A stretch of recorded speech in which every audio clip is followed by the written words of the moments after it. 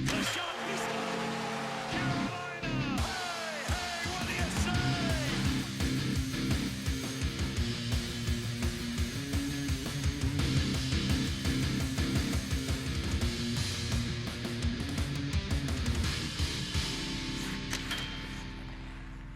Talkin' Sauce, episode 101. 101 Dalmatians. 101 podcasts. 101 podcast, big milestone, dude.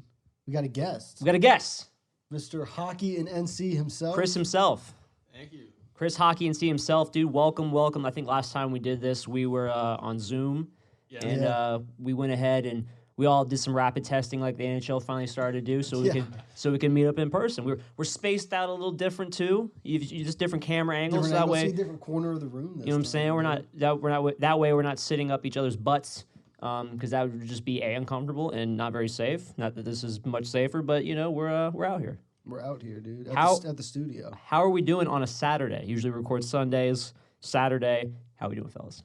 Chilling, you know. It's a rainy ass day. It is. Fucking Chris, Dylan's how you doing? Not here, Doing dude. good? I got a nice sleep. Yeah, got some good sleep. After a lot of working. Working a lot this week, Yeah. like 60-something hours. Yeah. Jesus, man. And shouts out. Right? Love every minute of it. Oh, yeah. Never once complained. Don't have time to. Exactly, for sure.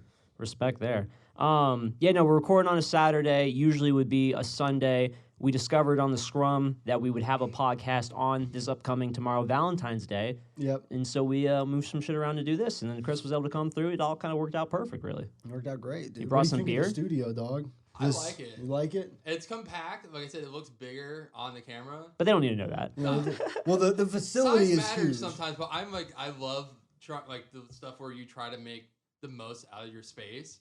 So this is kind of like not like a dream scenario, but it's like definitely like I appreciate it a lot. Yeah, That's thank you. Because you made a lot of this space and it's awesome. It's always a work in progress. A lot of stuff's moved from, like, this desk used to be on that window wall and things like that, and stuff has just been moved around. But either way, it's And they're finishing out the rest of the space. Got the ice rink going out there. yeah, the ice rink's gonna go behind the camera here. You can't see basketball that. court and that. We're gonna side tear of this the- wall down. This is. I mean, it's a big warehouse. You know what I'm saying? It's a giant We got a warehouse. great deal. You're gonna Vivo the Bama and put like synthetic ice all over the place. Basically, I hope so. Dude. actually, Honestly. I'm gonna get a refrigeration unit. Since I'm on the top floor of this warehouse, I'm Yeah. gonna put just like some massive AC refrigeration unit up top and A real lot of ice. insulation, dude. You probably only have to freeze it once, and it'll just be good for like. Just once. It'll be good for like. It's really gonna be like 8 days, like a Yeti cooler. the Trailer Park Boys episode where they just put the ice rink in the trailer, Oh, and he runs a youth league out of that motherfucker. It's gonna be like that, dude. here's the thing though, you missed out on an opportunity on Wednesday. Say if you wanted to make it a roller rink, because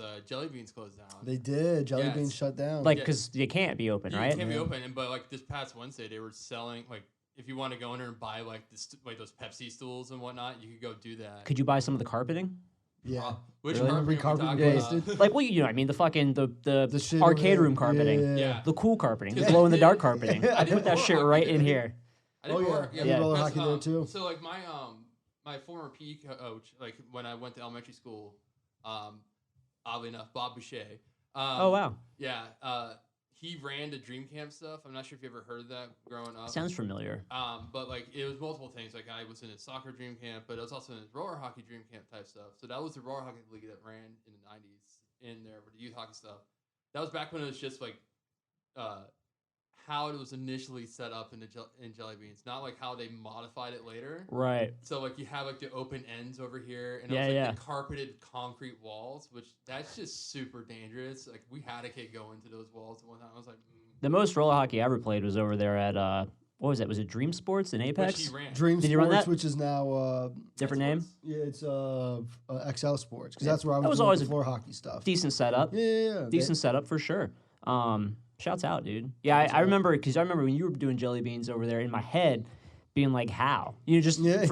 even back It's then. weird. It's so weird, like especially back then, because there was no glass. Yeah. And it's like so the pucks were always going out there. Or Yeah. The balls. They didn't use roller hockey. Right, balls, they right. used roller balls. And then every once in a while, you'd have to do a face off because the ball went out to the side here because it's open ended on that. And you're not side. going to give 7-year-olds delay game penalties. And and it was open ended on both sides because even though you had the benches on the one side, it was still the same thing. Like the big giant entrance. Like Yeah. so, it was like we managed. I don't know how, but we did. So Shouts out NC roller hockey. I remember I had a friend that played street hockey, like in a league, and they had. I went and like watched him because I like spent the night at his house one night or something, and they had like these. It was like this tall barriers that would just like line up like in a parking lot somewhere, and I remember watching. Be precise. Just being like, man, you can't make a play off the boards for nothing. Like we're just sitting here. One errant North pass, South dude. hockey, baby.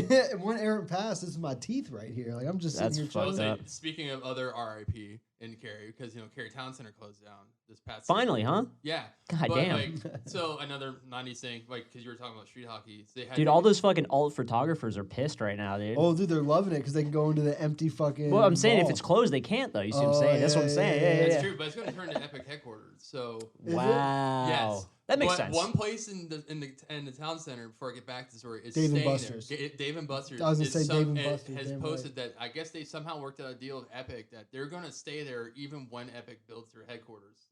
How sick is that for like Epic. Epic's probably because that's easy fucking like team building I remember- bullshit. yeah, I remember Let me my- tell you something right now, though. Shouts out Epic Games. They do a great job. Fucking Carolina business, you know what I'm saying? All that. but Well, yeah. Well, Unreal Tournament or the Unreal Engine and all that stuff.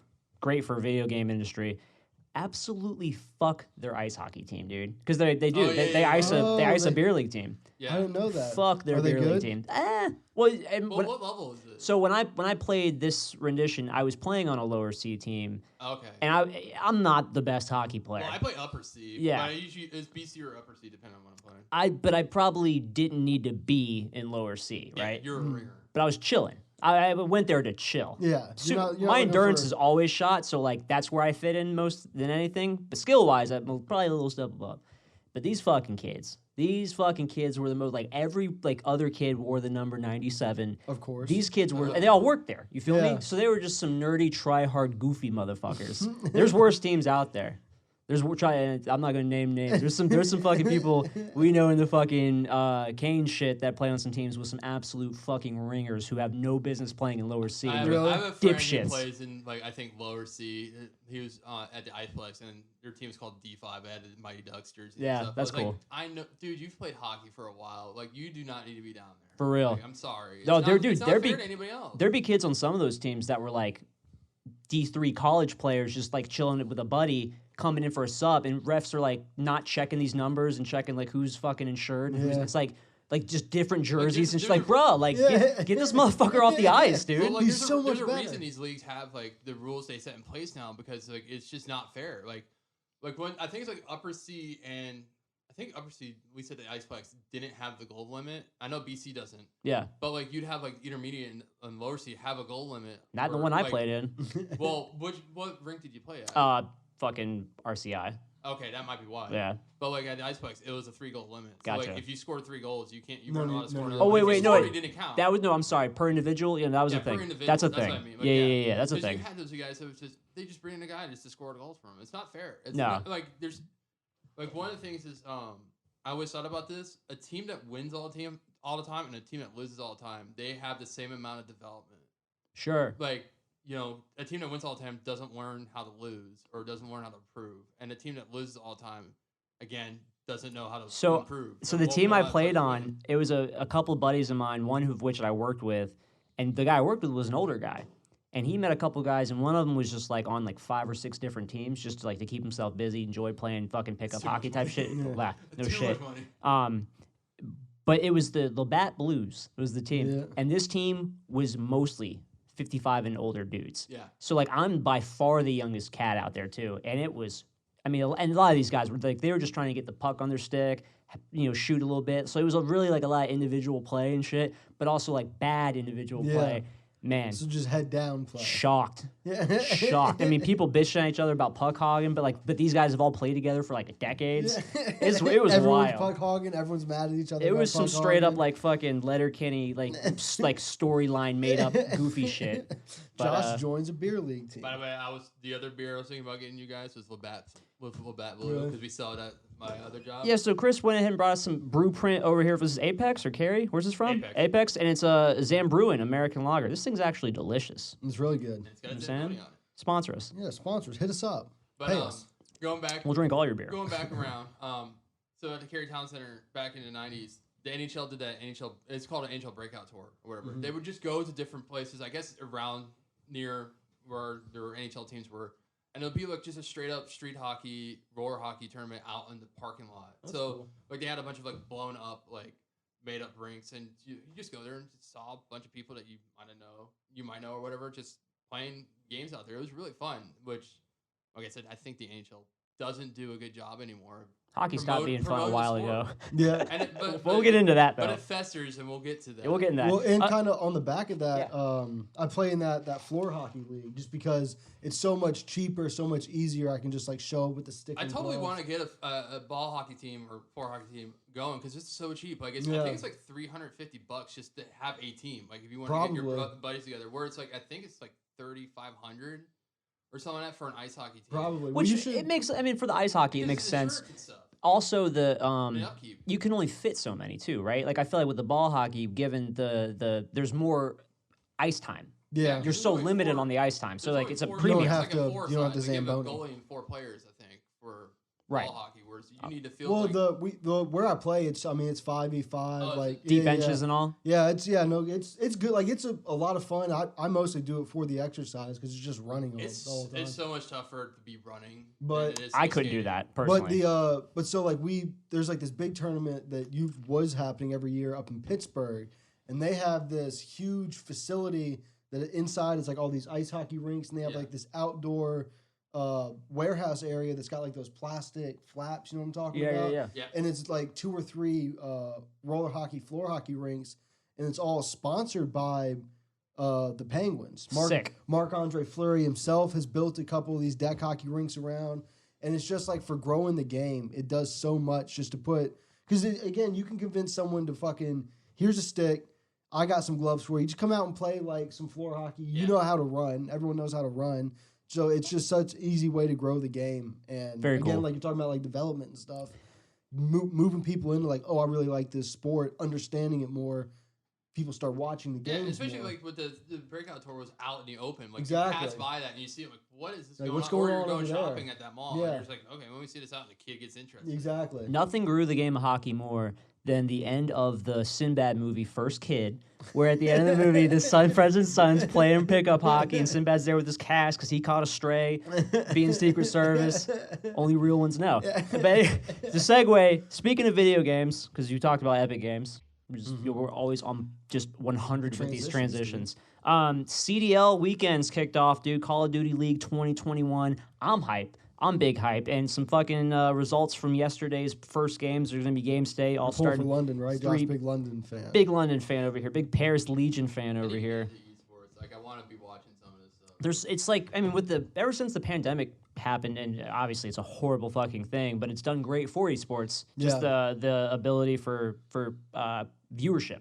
You know what I mean? To maximize it. But And it's a sport that, as much as I'm sure the pros probably hate it, can be done very easily remotely. Yep. Like the whole exactly. the whole thing is designed around playing remotely. They just all have to live in Texas. That's the exactly. one caveat. But or they're all Korean. Like, it's like if you look at, Well, that's where it's what was huge. What was it, the League of Legends League or whatever one it did when they added like they tried to make it more like an American sport or like a pro sport where they were giving them like the city names and stuff like, oh, this is New York, whatever. Well- and you look at the roster, like they're all South Korean. It's well, like, so that's literally, I mean, legitimately, that's what they do. They franchise teams to cities, just not for branding purposes, but like there's tax reasons, there's fucking there's like legalities there, You but probably it's get legitimate. some- That makes get it that, so but legitimate. I don't like it. Like I'd much rather be like I'd rather just know a team name. I feel than that. the city. Like I'd rather like Team Liquid or Optic Right. or Well, or Optic- FaZe or whatever. but Like, I'd Optic rather is, I know who they are. I don't care if they're like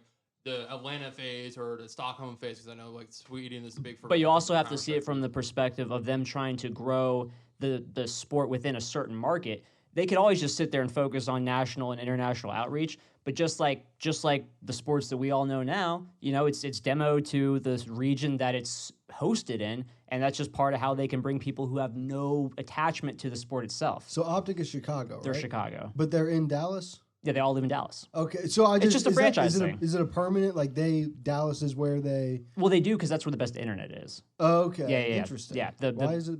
Or You know why? at least for that group of people, they all live Right. in Dallas. Because I know like Optic is more than just Call Well, of Duty. most Oh, of yeah. most of FaZe lives in Dallas.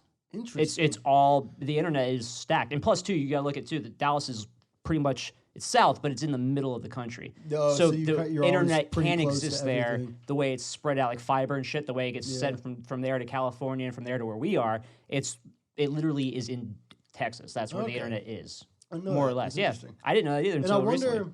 Those are facts. I wonder if there's some funding stuff like you're talking about franchising to a city. I mean, most most professional sports teams, don't they get tax dollars? It's Isn't all there of that. Like there's isn't there some. tax dollars There, you I should mean, get? you have to pay for the application and the existence, just like other. But there's all kinds of shit. Yeah. I'm ignorant to it, but it's a thing. It's a Yeah. thing. Anyway, but it kicks off last night. Optic fucking smacked Paris 3-0. FaZe smacks LAG 3-0. Dallas smacks Seattle 3-0. And these are like the three big teams in the CDL right now. And the big boys are playing big. Like it's sick. It's fun. The best players are on the best team. So like it's definitely like starting to have like this NBA sort of like The superstar league. Stars are, is there a salary cap? Anything like that in I the don't think CDL? so. You don't think so? What is the format for it? Is it just like, well, I want It's- to say death match, but like I know that's not. They do. It changes. So like last year, it was a little different to now. Last year was 5v5, and they played Hardpoint, which is like King of the Hill, Yeah. Domination, which is like zone protection, and S&D Search and Destroy, which is like destroy the bomb type shit and defend the bomb, defuse the bomb, whatever. Now it's in Black Ops Cold War. It's 4v4, so everyone had to drop a player, which really fucked up the I was gonna say, rosters. that would make it more unique if like you had to do 4v4, but each But match you had to like rotate a player. Traditionally, it was always 4v4. So last year was the first time it was 5v5. So it just opened opportunities for other On players. a terrible game. I don't know, Modern Warfare was so bad. And now it's back to 4v4, which a lot of the pros I think prefer because a lot of them considered like S&D 5v5 like almost just too chaotic, and like respawn matches, which are like your hardpoint and Dom, were too chaotic. Yeah, it just turned into fucking public match, like just trade kills shit. Like, Exactly. You get higher KDs and stuff from that, but again, it's the strategy gets taken away from. And so now they use instead of I think it still does Dom, but I feel like they bring in Control in there too, which is a Black Ops game mode. And it's similar to Domination, but instead of an A, B, and C point, there's just A and B, and you yeah. also have lives. So you have like a live count that you can lose and run out of, and then when you run out of lives, you're fucked. Yeah. You run out of respawns. But then also you have those two controls areas that can get you points that way. Super competitive, really fun to watch. Who you pulling for, dog? I'm Optic all the way. Green wall, dog. Man came in and jumped right on the Patriots. I mean, it was straight up. I mean, the way I found my love for that was watching Warzone. I mean, Warzone was big this whole past go around, and found Scump that way. Scump played for Huntsman, which he used to be on Optic, and then we talked about that. The fucking Hector Rodriguez over there rebought his old fucking team back, and now they're Optic again. It's a great storyline. It's just so genuine. It's such a genuine new business model that is so addicting. It's so fresh too. Like, So fresh. The whole storyline is so like you can. And it's so removed from like the other shit that we all like. You know how everyone goes, I go to sports to get away from it? Yeah. This You go to is this to get actually away from that. Sports. Facts, bro. Like I really do, because sports aren't this anyway. Different conversation. On the back of that storyline, is 100 Thieves any good? They are actually pretty good. Are they pretty good? They're back in the CDL for the first time. They weren't last year. I think they were in the previous season. But they ended up dropping their roster. They have other pro sports teams. I think they do Valorant and stuff like that. But they're back in the CDL now with having went to 4v4. A lot of good players became free agents, so they were able to pick up some really decent guys. They got absolutely destroyed in the preseason opener against Optic. What are you going to do there? I think they won their first set. I can't remember who they played off top, but they're not bad. Yeah. I mean, you got Nade Shot over there as the owner. Yeah. He's not going to let his team be bad. Yeah, and the reason like I'm kind of into both of those guys is I feel like the Optic and LA Thieves are the only two teams that put out content consistently. Optic definitely does, and they got Obviously, FaZe does, but FaZe is so, in my opinion, it's very, very.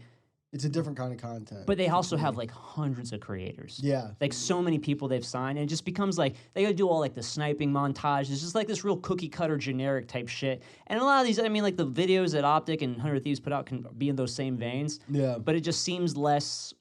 The ones that I get from them, it's like it feels like the tighter knit group. You're getting like the optic team with where like you're saying with FaZe, It's more like, business like. I would say FaZe. It sounds like it's more corporate. Yeah, Exactly. they're very just spread out across the world. They probably. I don't even know. They really guys are everywhere, and it's just like I'm FaZe this guy. Yeah, and then which is great. It is, but then I feel like they're content first, and then like competitive second almost. At this point, is how I feel. Probably for That's I how know, it, like their bread and butter is one or two games. I think it's like Counter-Strike's their bread and butter. So Really? the CDL FaZe team though is no fucking joke. Are they sick? Arcides, who played for the Huntsman last year, I've heard his name. with them going to 4v4, he's on FaZe now. So you say that Arcides? Yeah, Okay. Alec Arcides, he's fucking disgusting, and him on FaZe is I've sick. always seen the name. I'm like, I don't know how to pronounce that. They got these two other players, Simp and they call them the Tiny Terrors. Simp and Priesta, I think. I've heard, Is it Priesta? Because Priesta might not be. They dropped another guy, so I think Arceus could Priesta's on play. a different team. to Yeah, be I think honest. Priesta's on the Mutineers now, or I think he's on the Mutineers, and they have Abizi. It's Abizi, yeah. Abizi and Simp, they're like the Tiny Terrors. Mm-hmm. These kids are disgusting. Simp is absolutely one of the most underrated players in the game. He doesn't do like a lot of content. He's kind of a soft-spoken cat, Yeah. but he's disgusting at Call of Duty. And then they have Celium, who's like just a next coming upper. He's like one of the youngest guys in the league, I think, and so he's absolutely gross. Like all of them. And the RCs is like a straight up statistician leader, in-game leader type player. Yeah.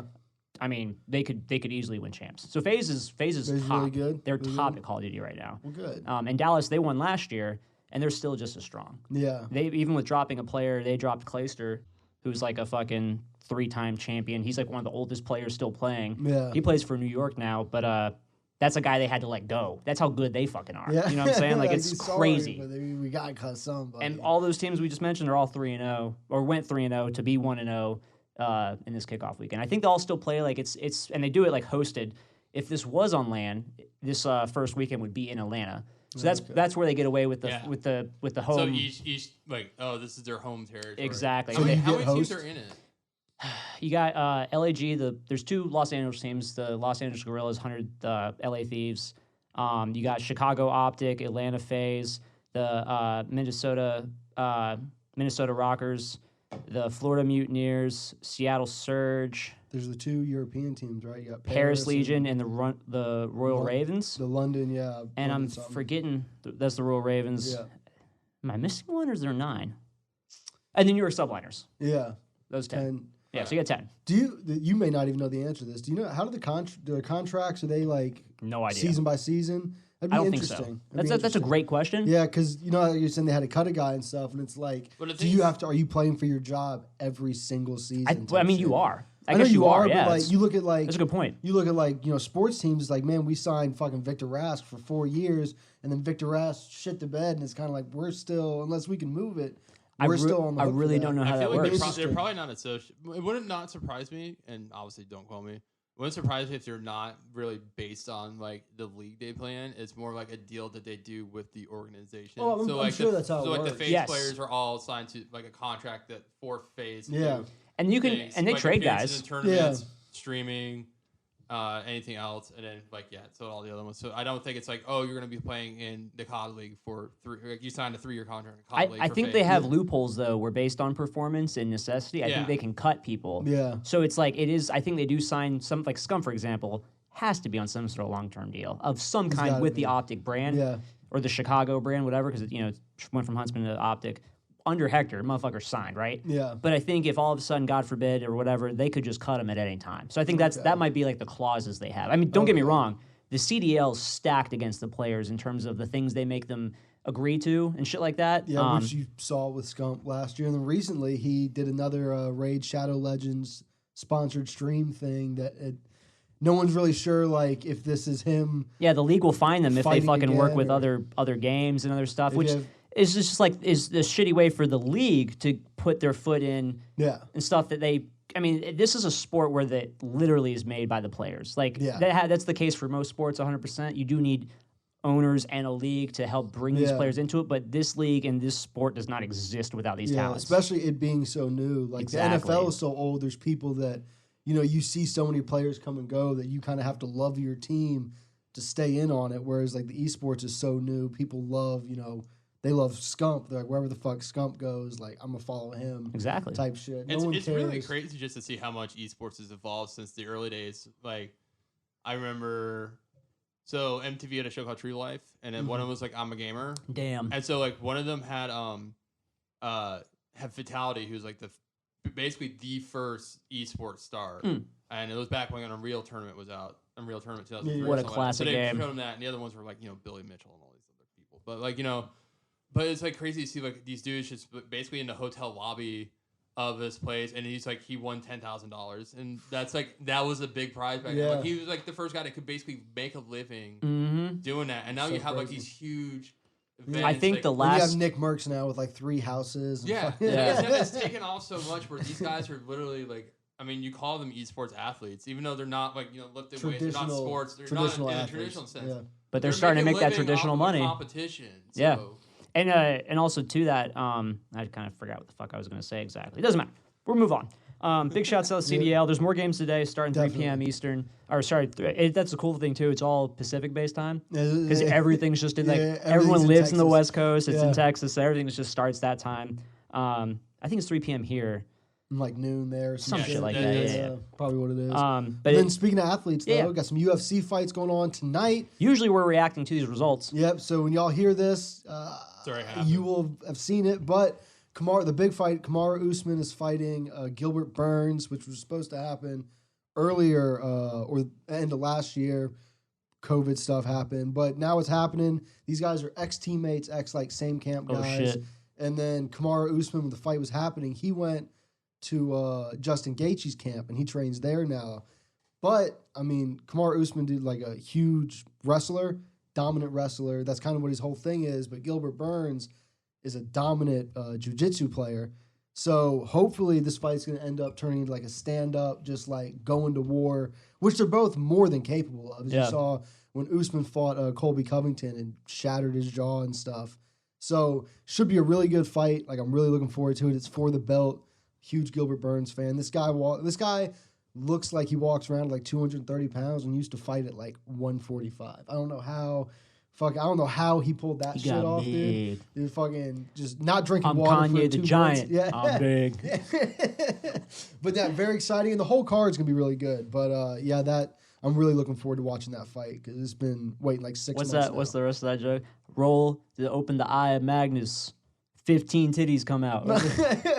Shouts out Key and Peele. This shit's hilarious. Shouts out UFC, dude. Shouts out MMA. Another sport that has really thrived through the pandemic. You got low count of athletes that have to participate at the same Yep. time. You know what I'm saying? It's easy to manage in that sense. Yep. You don't really have to have a fucking fan because No. the optics of it don't really involve the fans almost at all. Yeah, If it's- anything, they pan more to the fucking other fighters that are there to get their Yeah. reactions on shit. It's crazy because they've had basically, if you think about it, the pandemic, well, maybe not because of the pandemic, but they, because it's certainly a pandemic, they've already had a proving ground for this. If you remember watching The Ultimate Fighter, Yeah. The Ultimate Fighter was always done like at the training center, Reality Super TV remote. show with only style. the fighters and the trainers there, In its own bubble. and in its own bubble. And so like they Took their phones away and shit. They've prepped for this. Like Yeah. so to think that they don't know what they're doing, that's the thing. The only thing that added in was testing. That's a good point. And NHL, they fucking spent the money on rapid testing, so they know. We'll get into that. They know like immediately, fucking if this guy has something, he's off the card. Like go quarantine, yada yada yada. Fucking And that's one of the things too. Because this type of sport, people are getting bloody and whatnot. yeah. and You're literally rolling around sweating on like each professional other. professional wrestling was thinking about that too. I remember people last year some people were wondering whether or not like some pro wrestling like matches will involve And like, they had some blood or events. hardcore matches. They were worried about like purveying a bad image because Yeah. blood's being shed and whatnot, and we're trying to all stay like without getting a virus Yeah. or not like getting like sick and stuff like that. So Yeah. but you see like UFC like because they can do it. They can test before and test afterwards. Yep. And Vince McMahon is like, I will move my whole operation to Florida. I swear to God. They never had the operation down there because that's where the performance center is. Yeah. But, like No, all they- the wrestling now is down in Florida because like AEW is the base in Jacksonville anyways.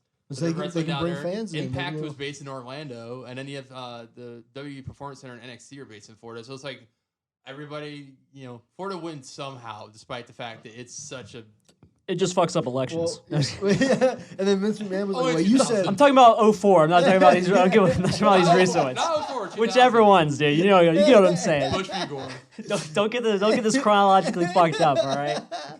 But Vince McMahon was like, you said no income taxes? I'll move, everything's going down. Facts. So I'll move every little bit of everything. And that's It's the like thing, why all like, businesses exist in Delaware. Yeah, I'm for saying? real. That's true. And that's the thing. That's why like UFC or even like with professional wrestling or whatever, it's it's some sort of normalcy. We might not be able to be there, but you get to watch it at home. And that's what you get with the CDL too, just to kind of bring it full circle. It just totally allows you to escape from the world that we're in.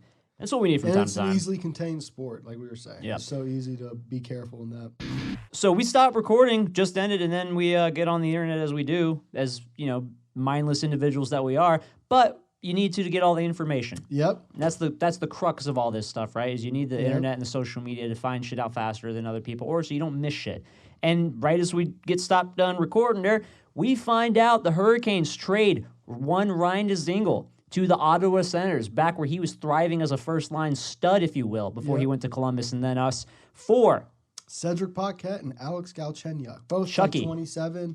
I like this. I didn't hate Dzingel. I love Chucky. Yeah. I'm looking forward to that. This should be cool. That's the same thing I'm gonna say. Like Zingle, like as soon as you told me, because I was like, oh my god, are you serious? This sucks. But then Yeah, no, Chucky. Chuck, I'm looking forward to. I remember, like you said, I remember us signing to Zingle, getting him out of free agency, and just being so excited And about he it. did a good job. He did, yeah. And, I think he was kind of like a victim of circumstance where we had a pretty stacked roster. I think he's a very, very good hockey player. I don't think he's a generate his own chances kind of player. I think, like, when last season, when he was on a line, he was on one of the best lines we had for a while with Howla, Natchez, and him. And I think, like, having guys that can really, like, generate the offense and then he benefit from that. He's the kind of guy that can finish those plays. I was about to say, be by the net, bat it in, he can but finish defending those his plays out. position. And that takes a lot of skill to be able to do, as I'm sure Hurricanes fans know, with the number of times we have a guy with a wide open net and he just doesn't know how to get the puck off the ice to, like, get it over a goalie pad type shit. So being able to finish is huge, but I'm a real big fan of this trade.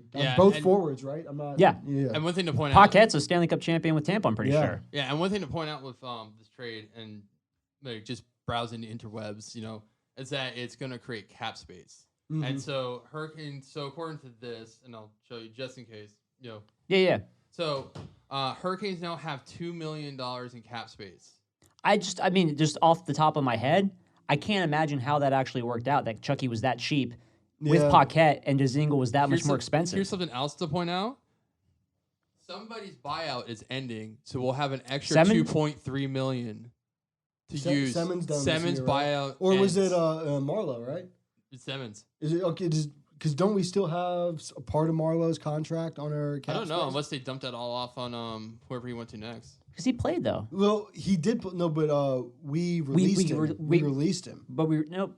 We traded. Remember, because that's how we got him from Toronto. They sent us the first in his contract, and then he was basically like, "Look, I'm not gonna like sign and play in Carolina." Right. Like, and we were just like, "That's fine. We're gonna let you Yeah, go." no, yeah, and so yeah. that's how we basically just bought. We bought round his pick. first round pick. Yeah. Right. But anyway, continue.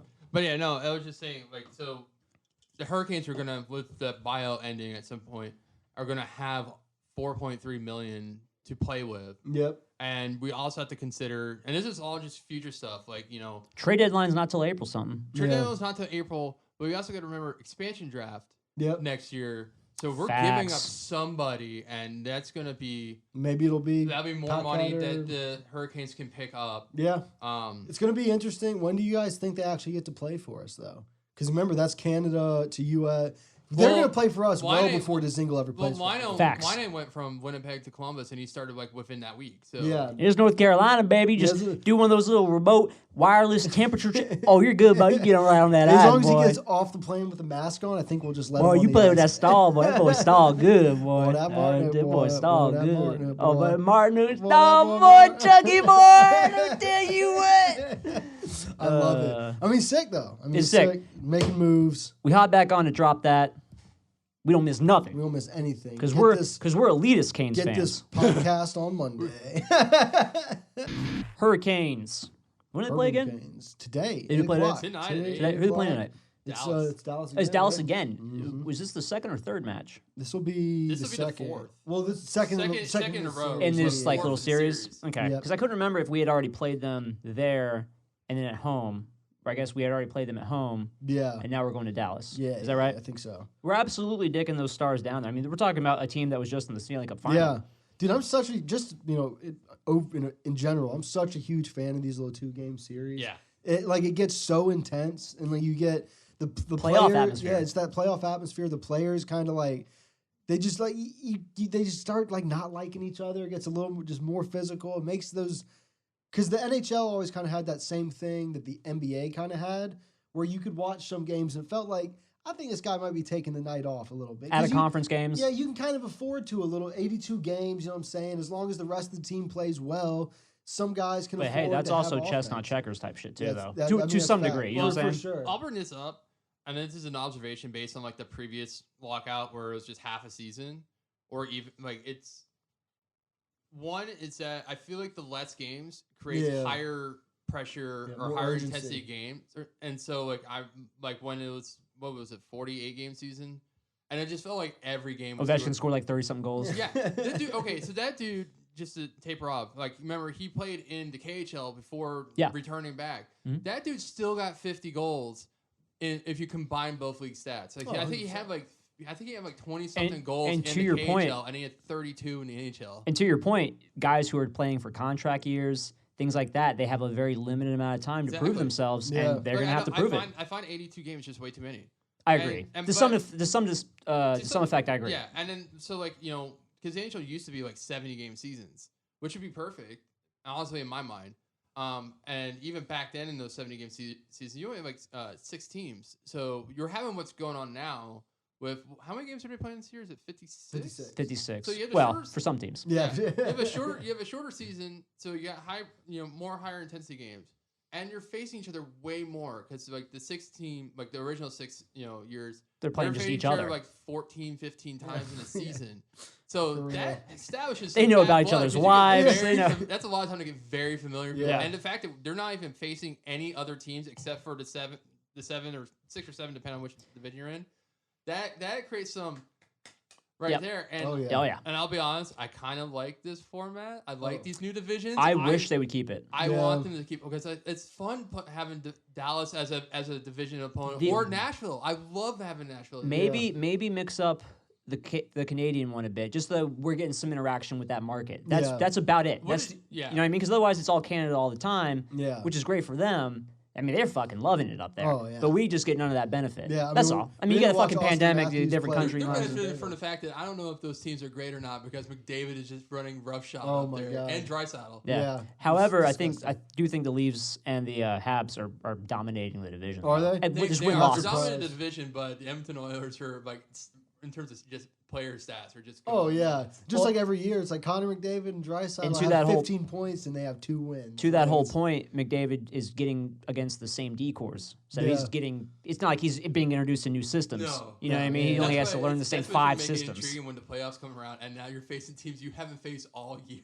Yep. I don't even know Facts. how they're doing the playoffs this year. It'll Is go- this individual and then they just match it up? I in think a row? they'll just go back to Edmonton and Toronto like they did. You know? I think- Yeah, but I I'm think- like in terms of like who They're gonna facing stay the same in- division for the first Yeah, round. they're going to stay in the conference all the way up until the conference championships. Then the like East and West teams. But will the have thing is, their- how do you do East and West? Because literally that's thrown out the window. Because that I Canada's don't all know. Canada. It's Yeah. East and West, and we have teams in our division that are part of the Western I, Conference. if That's I another had to- problem for another day. Yeah, they probably announced it. We just haven't seen it, but I would guess it's going to be like us and that Eastern division, and then the Canadian division, whatever. What are they just calling it? The Pacific or They're the West? just- well, this year because of the pandemic, they're literally just going like the European route and just having everything sponsored. I was about to say, Yeah. Jacob, it's the Wells Fargo this. Yeah, it's the yeah, fucking yeah. Honda that. Yeah, what, you're right. what is it? Who cares? For us? I Hey, don't it know. doesn't Who matter. cares? They say it every time. But I tune anyways, it out. against the Dallas Stars, who I'm glad we don't at least do the sponsorship for the teams, even though they got a sponsor on their helmets. Because I don't want to call. Is Carolina's PNC? Yeah, I think so. I don't want to call Pretty them sure. the PNC Carolina Hurricanes. No. No, like, that's no. stupid. But yeah, the series against Dallas, like Carolina's completely owned them. Yeah. And, Well, Dominant team right now. yeah. and Even though they're in the mid of the pack, but And see, the thing though is like the way we've been playing, especially this last Dallas game, I thought we looked awful. Honestly, taking a bunch of dumb penalties. The second period was terrible, but what we're doing now that the Hurricanes have never done in the past is winning the games. Is finding a way to win those games, which is what good teams do. Is in a situation where we're taking a bunch of penalties. We've been down the whole time, just letting easy shit in, not playing good defense. You have guys like Aho finding the time, finding the goals. Jordan Stahl playing out of his mind, finding the goals. He is just a pass master this season. Dude, he's killing it. God, he's killing it. Winning it's so sick. all the face-offs. He was always the guy we said, he's going to create the space for his line mates. And I think having a guy like Svetch on his line now has given Jordan Stahl a little bit more of that space. And how dumb do we look talking about, this is more for pods past, but saying that Jordan is a contract that might need to get moved here pretty soon. Yeah, earlier we were saying but right now, he's playing for that money. For sure. He's playing for that money, and he's earning it. Well, here's the thing, and this is tying into a subject maybe you can tie it in right now. Yeah. With a former Caniac, it's team chemistry. It's literally team chemistry. Like I know that's why some people don't get it when some more toxic fans don't understand. It's like why didn't they play like this here and they're like this over here, like Justin Falk ripping it up in St. Louis. It's like because if you gel with a person, it doesn't matter if they sucked too the year before. If you gel with a person, you can do everything. And I've always used this example all the time with Wayne Gretzky. Wayne Gretzky's line mate, Yari Curry. Just tee up, pass central. Those guys feed points. St. Louis, Brett Hull couldn't do anything. I was just about to say, go listen to 99 if you haven't. We talked about Gretzky's career. Probably didn't break it down as much as we could have. But one of the talking points in that was that the whole Hull, one of the greatest goal scorers of all time, combined with one of the greatest passers of all time, it just didn't work. It just didn't work. He went to L.A. It was not a bad run. It just didn't quite work. Yep. It just doesn't work. Which is going to be something. Let me cut you off real quick just to finish saying McDavid is the best player in the league. I'll concede that point. I will concede that point. Draisaitl and that chemistry playing together, it absolutely is a difference maker. 100%. And what I was going to say, though, is look back when the season's over, I'm going to be interested to look at the top teams and see about the amount of turnover they had in their roster coming into the season it was going to be short. There's going to be no training camp. It's going to be like we're going to start and it's going to be a fucking sprint to the finish. Having a team like, the Hurricanes. Washington Capitals were just so little turnover that you don't have to work on the system. You don't have to teach the system to anybody. And your depth plays for itself. Exactly, yeah. You don't have to teach that system. You can just come in and be like, all right, what do we have to focus on specifically, which is just staying healthy. Staying healthy, being able to ice the full roster. The rest of it, we know we're a good hockey team. It'll sort that. And with that, it's allowing a guy like Jordo to have a legitimate Selke type season. For real. It happens in my NHL franchise sims. It's going to happen in real life. And it's two things: chemistry and also competition. Because someone else mentioned on Twitter, and I wish I remember who said it, so I can give him credit. That like with Trocheck there, it seems to be giving. He's having a great year. Better incentive for Stahl. Yep. Yeah. And exactly. Yeah, and so like you have that, and like I said, the chemistry, and people might sometimes deride like Brendan Moore for switching up the lines a lot, but like if we got the talent and we got the depth and they're all working together, then obviously he can put people in different places, and not every time it's going to work, but you can put them in different places and they're going to be able to perform. That's what allows you to have a first line Brock. That's what allows you to have a fucking second line Svetch, and allows you to have a third line Jordan or whatever you need to do, because when everyone's on the same page, it really doesn't matter. And teams are going to match up against you accordingly to make the matchups work. The depth, the lines in the NHL now is the most fluid it's ever been. To that same point, because that's what the focus, analytics aside, that's what a lot of the focus is on, is how these guys are playing together right now. Yeah. And when it works, it works. Yeah. Just Big like facts. how, like in fighting, styles make fights, matchups make lines. You know what I'm saying? Big facts. If you can get, a guy like, if you can sneak a guy like Svetch against a slightly, the second pairing D-man, for a guy like him, it's going to make a huge difference with his amount of space he can generate and all that. Mm-hmm. So, and that's one thing. Like if you look, if you look at the team stats or like the individual stats as a team, like certain teams, they might like when I make those graphics and I put like I don't know how many points does McDavid and Draisaitl have? Like it's too many. It's a lot. Too much. But you look at like more than the number of games. As many times as Brady kisses his son on the mouth. Too much. Just too many times. But you look at like the top like points getters in for Carolina are like 11 points, and that's nowhere near the top of the list. Right. But it's all spread out. Yeah. Yep. Like they're So, win- but we and they're have winning like 2 or games. 3 guys tied up there at the top. Yeah, and, and a couple they're of winning games too. So it's Yeah. not like it's like not there. Whereas Yeah. like using it in Edmonton again, was it last season or 2 seasons ago? Like they were so abysmal. Like it was like I think it was McDavid and Draisaitl had the majority of points, and then after that it tapered by a lot. And because there was nothing. They were literally fielding an AHL team out there with Facts. McDavid and Draisaitl. Yeah. It just doesn't work. Yeah. For sure. And speaking of staying healthy, though, we got Mrazek and Natchez were both skating. Mrazek's taking shots at practice, after practice. I think they both traveled with the team to Dallas. So I don't think Natchez is going to see time, and Mrazek probably won't either. But it kind of gets. They're closer. He's there to not be put on for Mrazek. He's there to not be on LTIR. yeah. Which is where we had the 11 forward, 6 defensemen, and all that. But just it's a good sign. It's definitely a good sign. Natchez, we were even talking about him prior to the injury. I mean, he was kind of having maybe not a breakout season, but just like he was getting very, very comfortable using his skill set. Which where before it felt like he was like he would think about doing like I could probably maybe be able to make skate. Well, that was because like Carolina basically sheltered him in Charlotte for a while. We always do that with our talented prospects, though.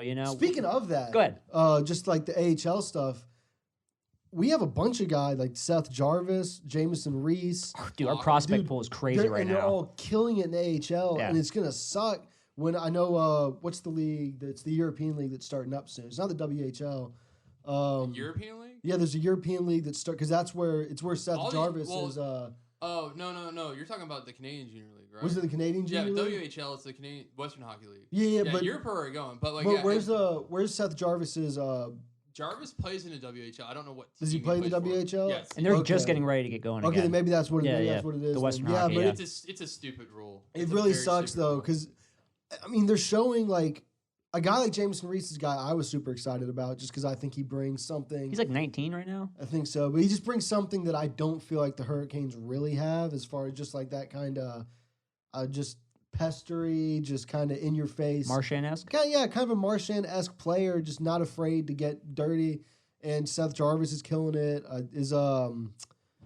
What's the Suzuki? Is he playing for AHL right now? Don't know. I don't know either. But just But seeing I know, all these guys. I know Bach is in there too. Yeah, He's been pretty well. And it's just seeing all these guys that are going to have to go back to these I think he's still in the junior leagues CHL that- as a whole. Is he? I think he's an OHL player. I think he might be Suzuki right. is. But Yeah. just seeing these guys are going to have to get kicked back to their junior leagues, where like, any ice time's good, but you're not facing the same quality It's of the rule competition. that is for some reason set in place that if they're a certain age for a junior, they have to go back. Like, Yeah.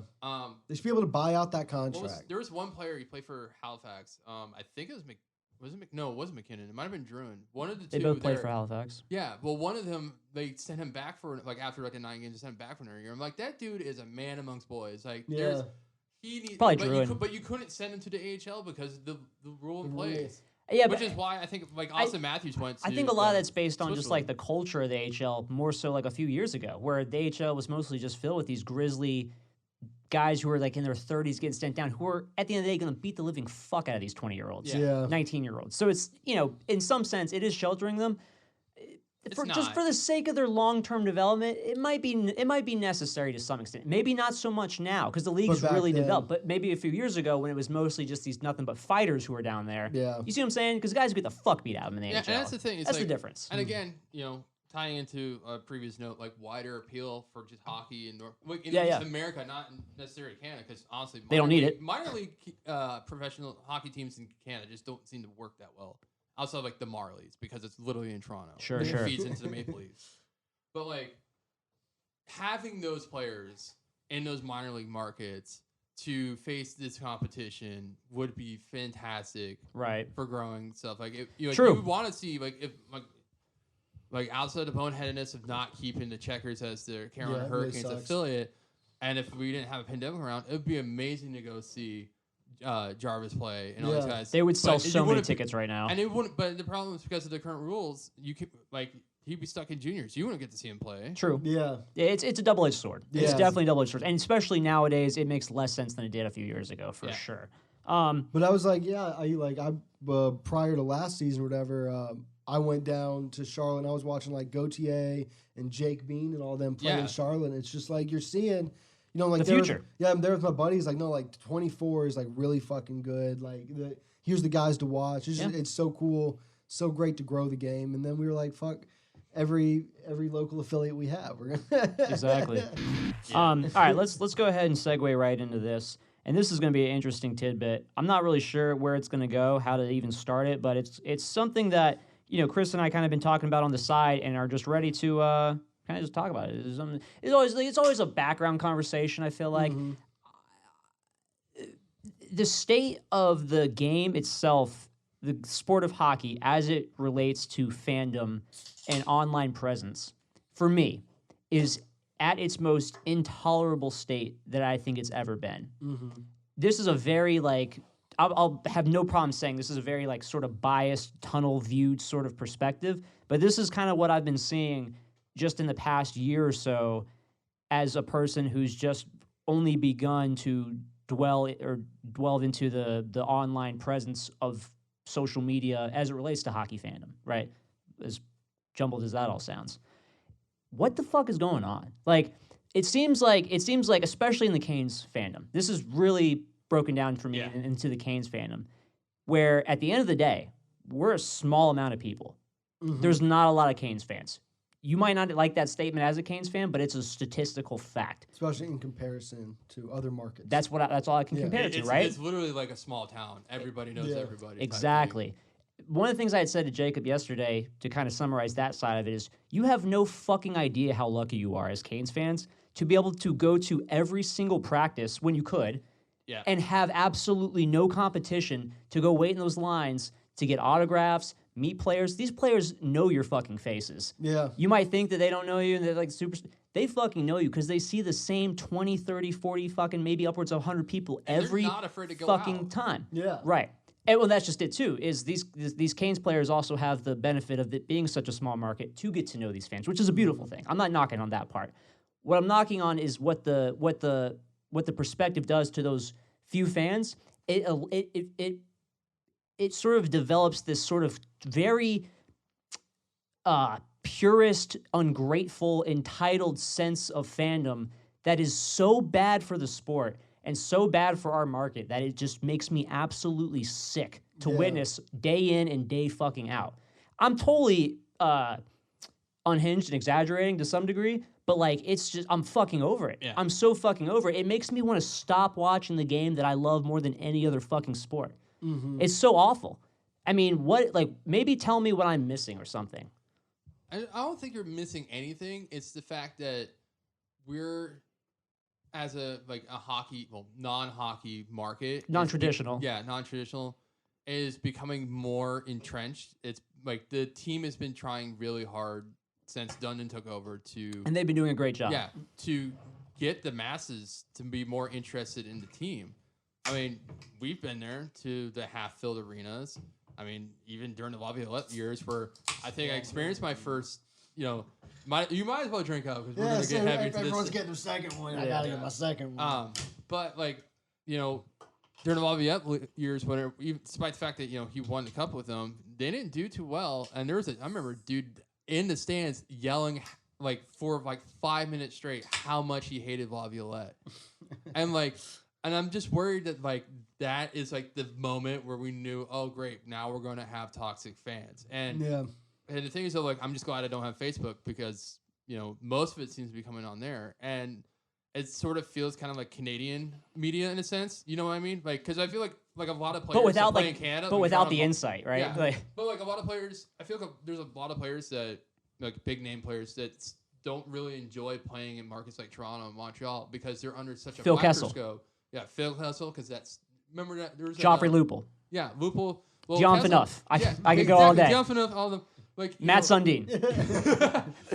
Shouts out, happy birthday, Matt Sundin. Yeah. Sorry. But Kessel had that person wrote that story about him going to the hot dog stand or whatever. I was really, who cares? But fans also get into that too, and they feed into that, and I feel like we're starting to see that here. Even with people, I don't know if they're Carolina Hurricanes fans or not, but using Sarah Silvian for example, just people harassing her. and whatnot, and she's a Canes beat writer. So you kind of associate, well, that might be a fan of the Carolina Hurricanes, which we don't want. Yeah. Right. And it's like, but the more you harp on these players, and the more like they deserve their criticism too for their play, but when you start attacking them personally, or See, like that, it's more something else. about, and obviously personal attacks and things like that are never acceptable, but it's more about, for me, and what I get upset with is where that mindset comes from. And I think this is this is how I kind of see it as a longtime Canes fan. This goes back to the late 90s, early 2000s, like the emerging existence of the team. I've always been going to Canes games. I've been fortunate enough to be able to go to Canes games. You should be grateful for the fact that we have an NHL team. That too, but what you start to see, and I feel like, and I'm guilty of this myself, that's kind of why I feel like I have this point of view on it, is we're such a small amount of people, you kind of get, there's a lot of things here, there's a lot of layers to peel back. The people that go and visit these Canes games, I feel like are a lot of times very introverted, excluded individuals outside of other trends and other things in this area. Yeah. This is a huge football state. This is a huge college basketball state. This is a massive baseball state. Yeah, And for massive all modern those day baseball sports fans, aspiring sports fans who couldn't find their niche in those sports, they went to hockey. Yeah. Right? And with that, you have I'm just going to say it, you have the outcast, the nerds, the weirdos, those type of stereotypes coming into the hockey fandom. And then they start to gain this sort of, oh, I'm the only one here. I'm the only one in my team. I'm the only one in my friend circle, my grade, my school who watches this sport. And then with that comes this elevated sense of fucking entitlement about what they think they know about the league, the sport, the game itself, and the team. And that shit just fucking spreads like a fucking virus. It's like a hipster thing. Like It really is. It's like I was a fan. It of the really Carolina Hurricanes is. before it was cool. And that is the fucking personality that exists in every single one of these fucking Canes Twitter motherfuckers. And I'm so fucking over it. I'm just over it. And that's the It thing, makes is me that- hate it. That's the thing is that you gotta differentiate yourself between the team and yourself. Like it's the thing is though, like you. That's why I was getting annoyed when people say we're doing well when they reference a team. I was literally Like- just that's like- something I'm actively- guilty of that. I do that all the time. I do it too. It's kind of hard to, but it's like I always hate it when people like will use it. Like I'll say we're doing a team, and then I'll immediately correct myself afterwards. Like they did well. They did well. They like did I it. don't have a contract with the Carolina Hurricanes. I'm not in that organization. I don't skate on the ice. I think one of the biggest differences, like for us, right? Mm-hmm. We'll say some shit. We'll state our opinion. I feel like we're really good about checking ourselves in the sense that we actually don't know dick. Yeah. You know what I'm saying? Like we don't like we We're might the try experts, but we don't to. Yeah, know exactly. shit. That's the sarcasm, right? We are observers. We are not the players. These motherfuckers who think because they read one athletic article, fucking go to every practice hooked up with one player and spend some time on some fucking analytic website that they didn't even fucking create or had any hand in making the stats and just remember them. They think that gives them some fucking sense of authority on how to tell other motherfuckers what's good, what's bad. Yeah. And they actually don't know. They really don't know. And again, this comes with that disclaimer. Me, don't know dick. But I'm telling you, neither do any of you. Yeah, and you all need to start acting like and it. I'm just gonna point out I just like hockey. I hate, and this is bigger than just like hurricane stuff, but I hate that like when the whole New York Rangers Tony DeAngelo situation happened. I hate a motherfucker who comes out like I know something you don't know, and like that's that's their whole thing about it. Is just like I got the smoking gun. No, you don't. Yeah, it's Exactly. like you say something on Twitter. You're like, man, I think that this is this because of this, and someone's like, well, if you knew what I know, you would know that's a stupid thing. You're like, well, what do you know? They're like, well, I can't say. It's Then like, shut the fuck oh up. yeah, it's like, oh well, then don't say say to me anything. at all. Like you've contributed nothing to the conversation. Like you're just like again, it's that weird ego thing. Exactly. It feeds into stories that are worse than what they are. Yeah. Like so the whole thing with Tony D, like we know he's a scumbag. Like it's proven fact. There's multiple, but like the story where it said like that he held, it was all completely false. Yeah. And that was just people feeding into like what. Yeah, they one thought. person threw something in the thread like, yeah, he picked the puck up out of the net. He probably took that. Where it's like, man, anytime You just don't know. Anytime a player gets his first and point, you're dragging another player into it who has nothing to do with it except for the fact that he's a black player and Tony D's known for poor Miller, right? Yeah, no, poor Miller. Just being thrown in the middle of all this bullshit when literally he for just existing. And that's why I'm worried about like here because if you get like these like toxic fans here in North Carolina, we're gonna end up having it to where like players don't want to be here. Because they're worried that fans are going to be way too rabid. They're going to be criticizing every single move. Yeah. And because there's not many, you because fucking there's not stick many, out like sore you thumbs. do. You stick out like And the that's thing. sorest fucking There was thumbs. a ton of former players of the Hurricanes that live here because they love being here. Like North Glenn Carolina is a Leslie great stays state. Here. There's a big chunk of former players that are within the Junior Canes organization or even just local hockey organizations. There's great golf here. that Stillman, that too, but they coach and stuff like that. Like you know, Shane Willis and Wesley, Williams, Cole. Yeah. It goes on. Ward. So yeah. But and the other thing too that it for like the gatekeeper side of it, right? There's the fucking people who like we're saying, the ones who I was a Canes fan before it was cool to be a Canes fan, and they thrive off that shit, and they try to get in the way of like these other little totally harmless fucking different Twitter accounts and personalities. Like for example, like the fucking the different accounts that try to do like the fucking like they make up the scenarios that Hurricanes players would never be in. But like they're like these little, it's kind of gone now. But like those little meme fucking conversations that never happened. Oh, like the Aho to Svet sleeping in like a bunk bed together. That stuff. Harmless. I hate those accounts. That's fine. I'm gonna say personally, I think that's fine. That But humor's you don't. really annoying. But you don't go out of your way to try with a bigger online presence. Relatively to that, to try and put it down. Yeah. Just because you don't like it, Yeah. you just have your opinion. Yeah. And that's the shit I can't stand when these fucking gatekeeping ass motherfuckers who then turn around and just tell people that they're mood policing and shit like that. Like, no, you're actually a fucking dickhead. You're actually a fucking dickhead who needs to just, if you have nothing nice to say, don't say anything at all. And every time I see that shit now, I'm just going to start saying something because it's fucking so dumb. It's so dumb and it ruins the fucking vibe for everyone else who's just trying to get their foot in the door for the fandom. There's nothing wrong with that. It's a troll mentality because it's like you can say whatever. Oh, they're anonymous trolls. They're all anonymous trolls. Like you're not gonna walk up, say like if Cam Ward or like former Hurricane great, like doing an autograph session, you're not gonna walk up to his face and say, "I think you sucked the whole time you were here." Like none of them would. Like, yeah, it would be like you're the only reason because the worst thing you can say. I mean, I'm already thought about it. It's like you want to be where you're at if Martin Gerber didn't suck in the playoffs. Like you're not gonna go up and say that to him, right? Like. But you're gonna type it, aren't you? And, it's like, and that's the with no face on your profile picture. No face on your profile. Like, picture. don't get me twisted. I ain't out here to fucking dox myself, but my fucking face is right here. And if you got a fucking problem with me, we can fucking talk about it in person anytime. I will get in my own way. All right? But that's where I feel like that's just where I separate myself from that other shit where I'm just so done seeing this happen again and again and again, and I feel like it just ruins it. It just ruins the fucking ability for other fans, non-Hurricanes fans, to enter this space without that just like, oh, this is kind of fucking jaded. This is super fucking toxic. You just don't, like, why even let that perpetuate, right? Yeah, no, for sure. Let that go away. And I think you're speaking a lot of like internal, between Canes fans, a lot of that beef. Cannibalism. But going, looking outward, like Canes fans interacting with other fan bases online. We are so aggressive. We are aggressive, but I think part of it comes from, like we're saying, we were a bad team. We were the butt of jokes for so long that I think the fan base is extremely like defensive about it. Like you're looking at they are defensive because they're so but they shouldn't been be shit upon for so many years. But like you're looking at like the Columbus no goal that was a goal situation, right? But they're all like, you guys got hosed. Like they would say, they're saying to Columbus fans, like, you guys got hosed. So but we know. I saw a lot of people that were like, yeah, fuck you, eat shit, and it's just kind of, and then like everyone else like, well, that goal like shouldn't have happened, and then you won the game by a goal. And it's like, I know if those roles were reversed and it happened to like the Hurricanes, you'd be like, they'd be reporting accounts, dude. They'd be fucking saying motherfuckers were of course, Tim threatening their lives, bro. Well, it's like they'd be losing their shit. And that's the thing is that you got to figure out which ones. And unfortunately, it's also on onus of the fans themselves to figure out which people are being aggressive and being douchebags, and which ones are just having playful fun. Like during the Canes Capitals series. I mean, I was having some fun with some of the Caps fans in there because that was some toxic stuff in there too. It goes both ways. But it started being fun when you're able to dish it back, but without being like an asshole. Because I remember there was this one guy.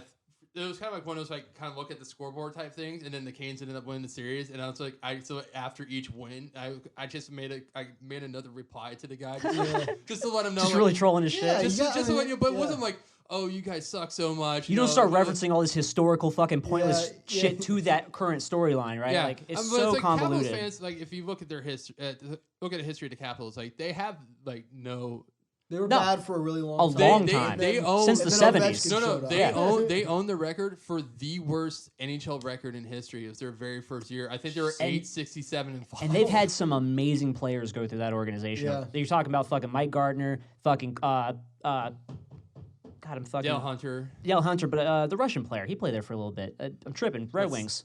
Fedorov. Fedorov played there Yeah, for a minute. which Amazing I remember- players. I remember seeing Fedorov play when he was part of Capitals, and my dad sitting next to me. He's like, and he's just in awe watching. Like, this is Fedorov in his late days, not even like in his prime of Detroit. And he's like, Fedorov's such a natural skater. He's just in awe watching him skate the whole time. And this helps segue kind of similar to my whole point.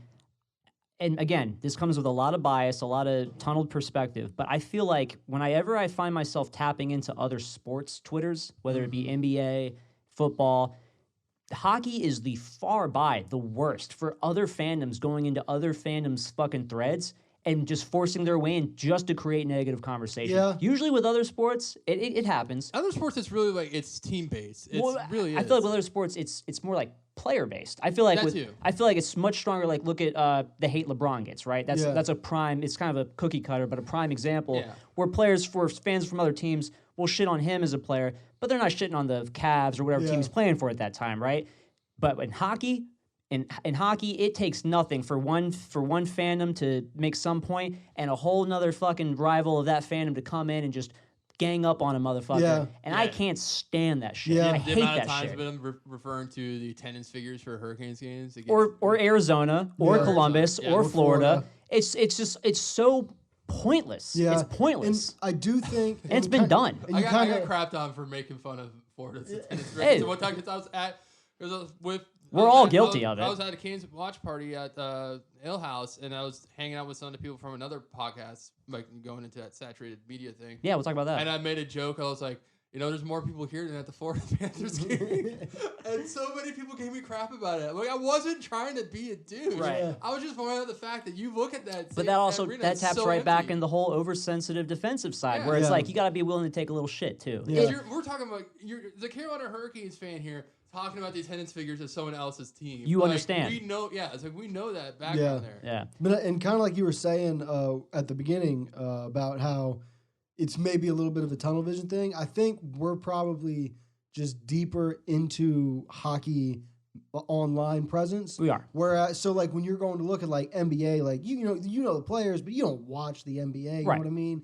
You don't know like you're going to look at like the bigger accounts. And it's you're stuff that seeing- goes across by thread. I'm No, not yeah, out here yeah, searching for exactly. any of it. So I'm but sure you're if right. you dug into it, there's probably a lot of toxicity. It just feels like with But to that same hockey vein- and hockey in our area, it's the what's the word I'm looking for?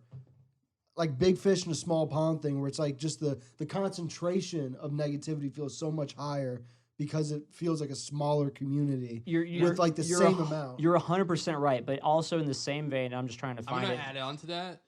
But also, without looking for shit, this is also the same stuff I come across. No, yeah, you know what I yeah, mean? yeah. Just like in that same sense, like where it's just like this is just some overarching storyline that has no real tied specifics to any one thing, and people just go out of their way to fucking say some goofy shit. I'll even That's bring all. up to what he was saying. Like, You're right. The small stuff, like it's also perpetual because the NHL is of the big four. I'm not even counting soccer yet because I feel like MLS will probably take over the NHL because they suck at marketing. Yeah, yeah, It's the smallest base of all the four definitely, sports. definitely. Absolutely. And the NHL does not do anything to expand the sport. And they can't right now, And to so be they fair. keep it Yeah. niche and they keep it small.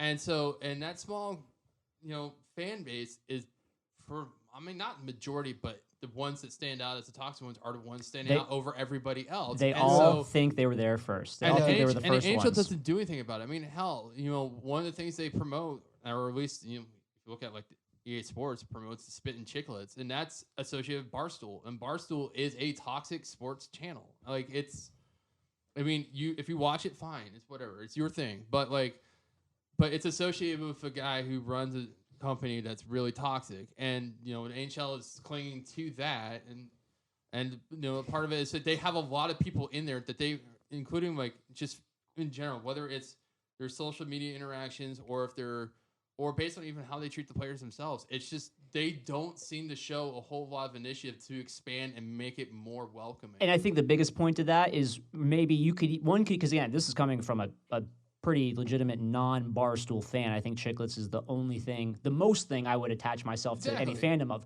But to that point, I think what it does is it more creates a bad look.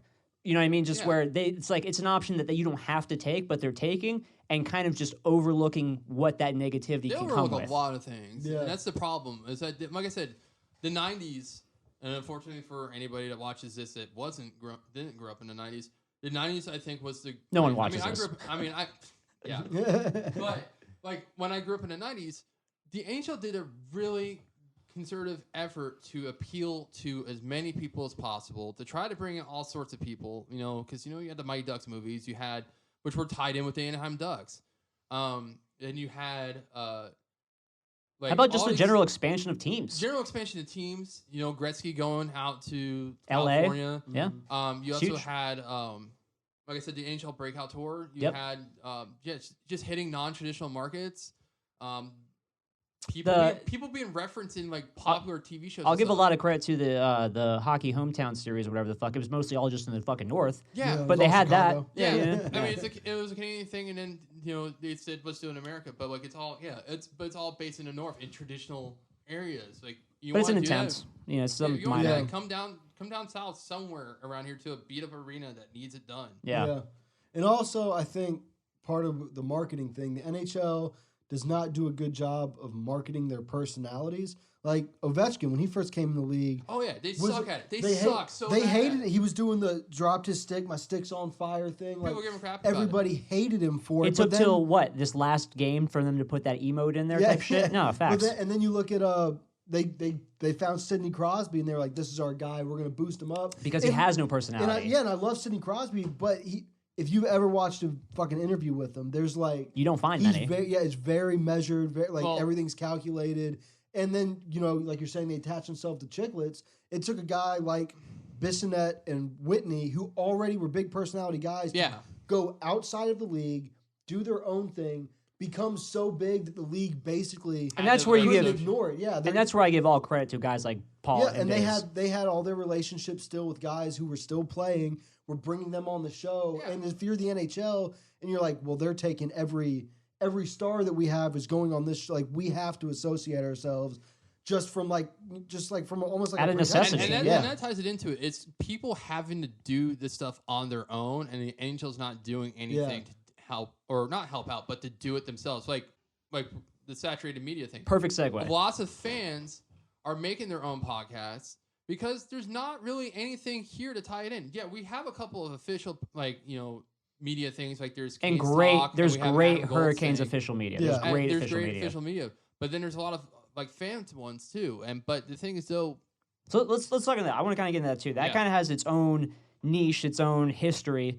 Just to tap into, and this does not come from the perspective, I'm an unofficial media creator in the Canes realm, so I know what I'm talking about. That's not that. You can come from the perspective of just someone that does a podcast as a hobby. But this is also kind of what led me to do this podcast as like the beginning brainchild, right? Yeah. This was, I guess, my brainchild if I want to give myself any credit, right? That's all that is. But where that comes from is kind of seeing the emergence of what the Canes were doing with the Dundon stuff, with Dundon coming into it, recognizing that, okay, we're really starting to step out of our market for our attempts to try to bring fans in, and wanting to capitalize on that in any sense, not monetarily, but just in some sort of creative way to just share and find like-minded individuals in that space.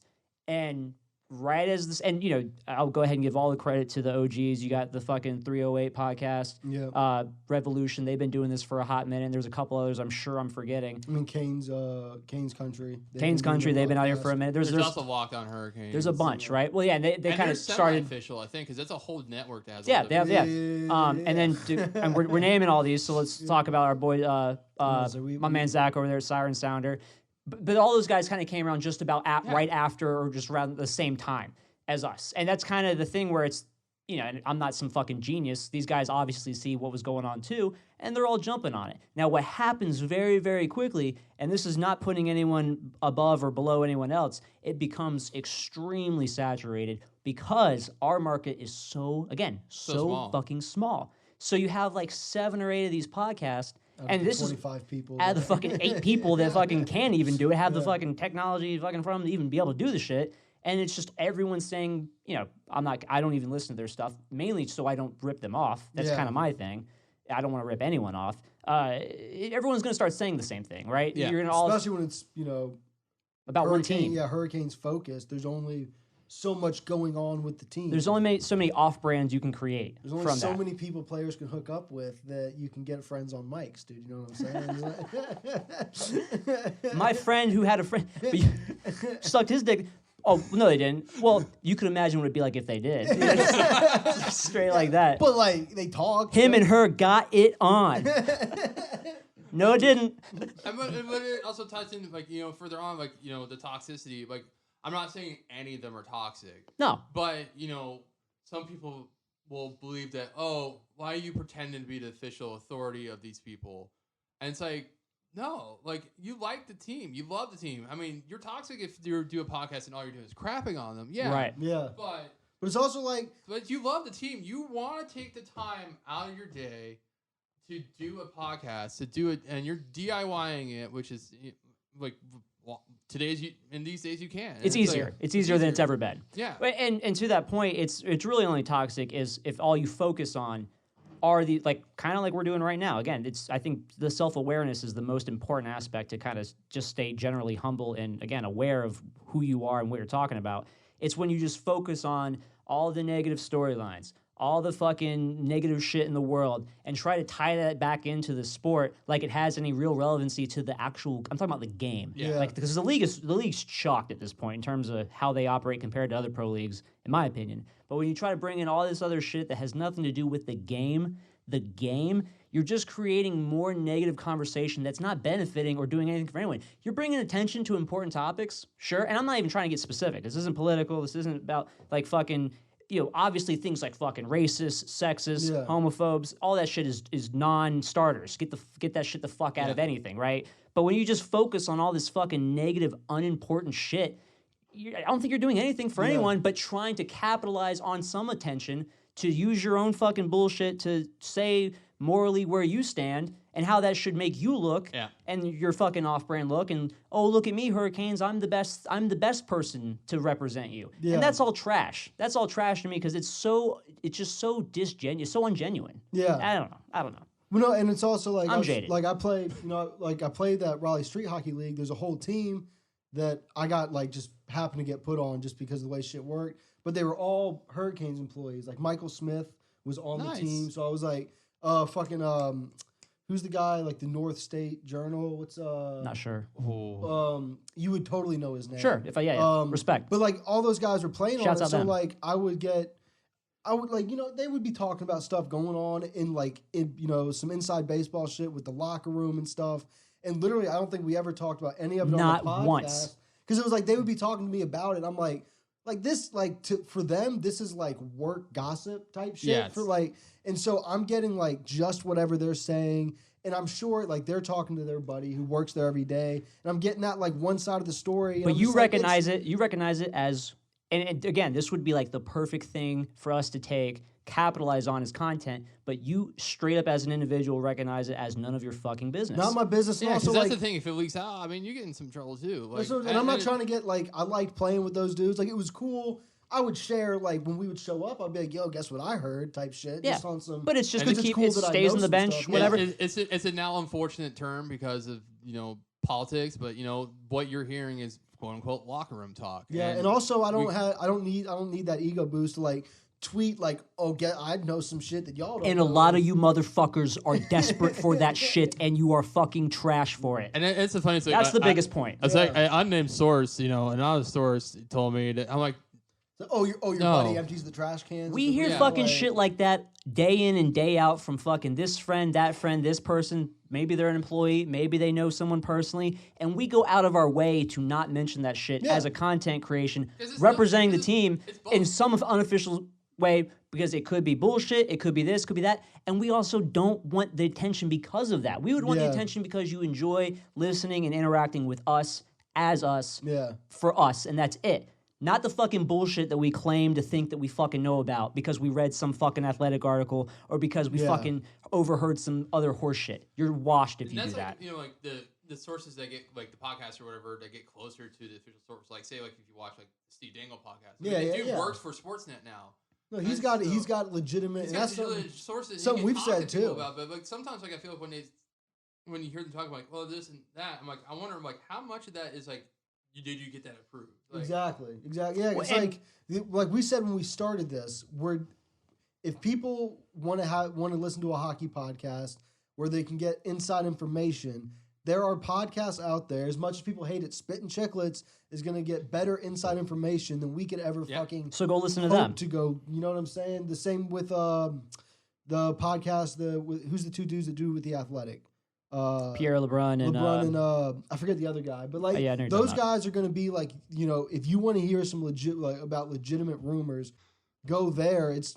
You know, when people are trying to replicate that same feel in their own, like respect to the grind, I suppose. Like, sure, if you do it long enough, maybe eventually, like Steve Dangle when he started doing his YouTube shit. It was just him ranting about the Leafs. Yeah, it was him just being pissed off about what's going on I'll with the Leafs. go ahead and throw that out there too. Huge inspiration for this podcast is the Steve Dangle podcast. No problem saying that. I mean, those dudes literally just started like in a basement. Exactly. Yeah. They just started talking because same thing like us. We talked, we'd get on fucking Xbox Live, be playing NHL or Call of Duty or whatever, and just be like, yeah, man, this shit's crazy with the league, just talking about it. We're like, let's just fucking record it. Yeah, let's record it, put it out. Exactly. And it's like, it's so crazy to see what people do. And again, I just want to state, it's really easy to hear us say these things and go, "Oh, these guys think that they're better. They think they have some moral high ground." That's not what I'm trying to say. Podcast out. Exactly. And that's where I want to. No sponsorships. We turning down deals left and right, though. You know what I'm saying?